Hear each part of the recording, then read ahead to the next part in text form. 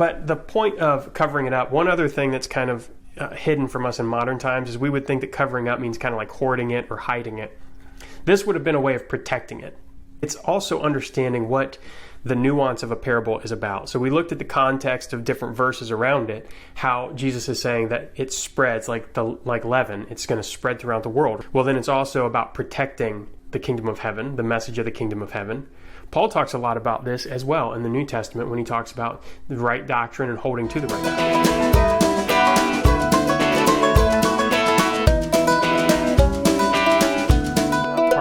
We are still in Matthew chapter 13, and we're going through a couple of these parables, and I've got some notes here on some of them, and this is kind of like a smorgasbord of parables, because as we go through, there are some interesting pieces here and some good examples of like how a parable will give us one facet of the kingdom of heaven, right? Maybe not necessarily the whole picture. So we just got done with the parable of the sower, the parable of the weeds, the parable of the mustard seed and the leaven. So this idea is that people will respond differently to the kingdom of heaven and the word, which is Jesus, right? God sent his word. God sent a Messiah, Jesus, to allow us to be justified to him, to be reconciled to him.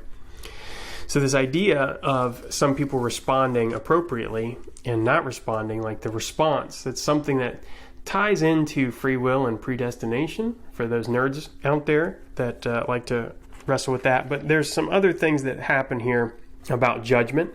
So there's ideas of judgment. We can't really get away from that in this. It's there. So these ideas are pretty interesting. But I'm going to jump into these parables because there's like 3 or 4 that I want to get through. So here's a short one. The parable of the hidden treasure.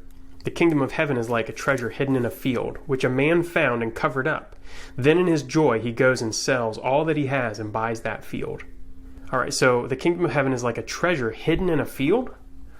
So the kingdom of heaven is like hidden, and a man covers it up. So we should cover up the kingdom of heaven. And in his joy, he goes and sells all that he has and buys the field so he can keep it for himself. Obviously, that's ridiculous. The kingdom of heaven, we are expressly called to do what we can to spread the message of Jesus and to help the kingdom grow and to make people aware of the kingdom, not hide it away, not selfishly hoard it. So what is this saying? This is a great example of a parable that we have to look at the entire breadth of the Bible and let the other context around it help us see what Jesus is going for here. And so this parable is showing how when we follow the kingdom, when we find the kingdom, when we understand it, we recognize its value, we will willingly give up everything else in our life to bring about the kingdom, to be a part of the kingdom. To be a part of the kingdom is to put God first, to make that kingdom, God's glory, first. That we sell all our other possessions, that we devote our time, money, effort, all our things to this thing. So there's 2 ways. You could very easily twist this verse out of context and make it about hoarding the kingdom of heaven or about you but if we put it into context all of a sudden, and so parables can be tricky that way. So it's kind of an interesting thing. But the point of covering it up, one other thing that's kind of hidden from us in modern times is we would think that covering up means kind of like hoarding it or hiding it. This would have been a way of protecting it. So it's also understanding what the nuance of a parable is about. So we looked at the context of different verses around it, how Jesus is saying that it spreads like leaven. It's going to spread throughout the world, right? Well, then it's also about protecting the kingdom of heaven, the message of the kingdom of heaven. Paul talks a lot about this as well in the New Testament when he talks about the right doctrine and holding to the right doctrine. It's an interesting thing, but parables can be kind of tricky. Verse 45, again, the kingdom of heaven is like a merchant in search of fine pearls, who on finding one pearl of great value, went and sold all that he had and bought it. So again, it's about putting this idea of understanding the value of the kingdom of heaven and putting it first. Verse 47, again, the kingdom of heaven is like a net that was thrown into the sea and gathered fish of every kind. When it was full, men drew it ashore and sat down and sorted the good into containers, but threw away the bad. So it will be at the end of the age. The angels will come out and separate the evil from the righteous and throw them into the fiery furnace. In that place there will be weeping and gnashing of teeth. All right, so again, this idea that Jesus came to be nice is, he didn't come to be nice. He came to be good. He came to be purposeful, meaningful, to give purpose and meaning, to give redemption and healing, not to be nice. New and old treasures. In verse 51, have you understood all these things? They said to him, yes. And he said to them, therefore every scribe who has been trained for the kingdom of heaven is like a master of a house, who brings out of his treasure what is new and what is old. So this is an interesting one. And this was a tough one for me to wrap my head around. But this idea of bring out of his treasure what is new and old means that they're understanding both the new revelation from Jesus and how it fits with the Old Testament. So it's kind of revisiting the idea of a new wineskin and versus an old wineskin. That it is a difficult thing, that we have something new here.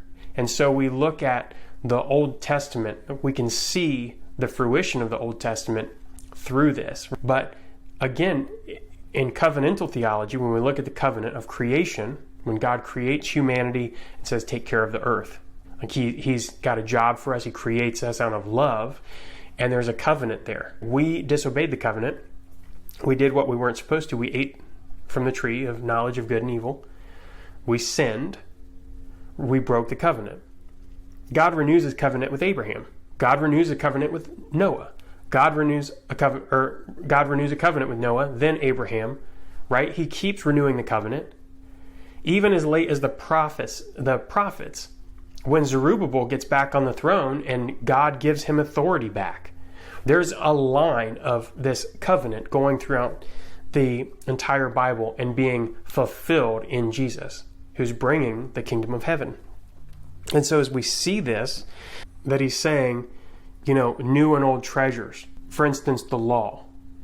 There are lots of people today preaching a false gospel that the law is irrelevant, that the law is not applicable, or that we can pick and choose the law just willy-nilly based on our culture today, right? Because that's what they were, cultural laws, so we can just overwrite them without discernment on what the intent of the law is from the Old Testament and from creation.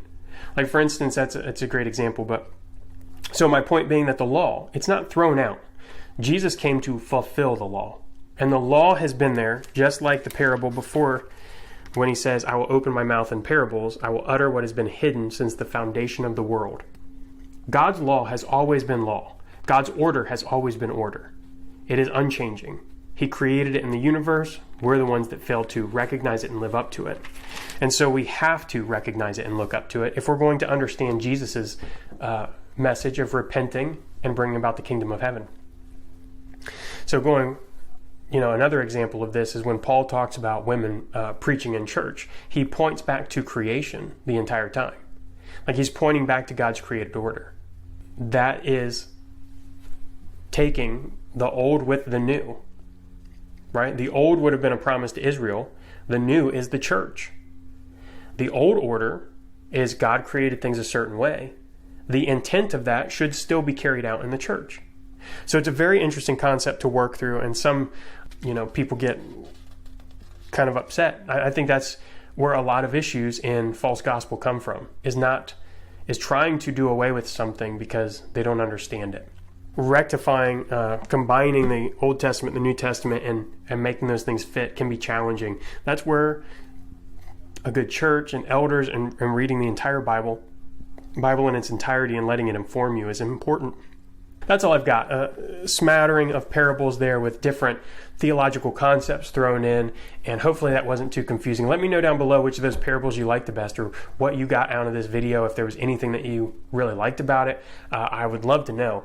And like and subscribe to catch all these videos as they come out. And I hope this is encouraging you to read your Bible, dig in, ask questions. I'm a huge fan of asking questions of the text. God's big enough for our questions. right? We ask them humbly, respectfully. He's going to help us get answers. I'll be praying for everybody watching this channel. Everybody, I hope you get something out of it. Like and subscribe to catch them all as they come out. I really love doing this with you. Make a comment. Let's get conversation started, and I will catch you soon. All right. Peace.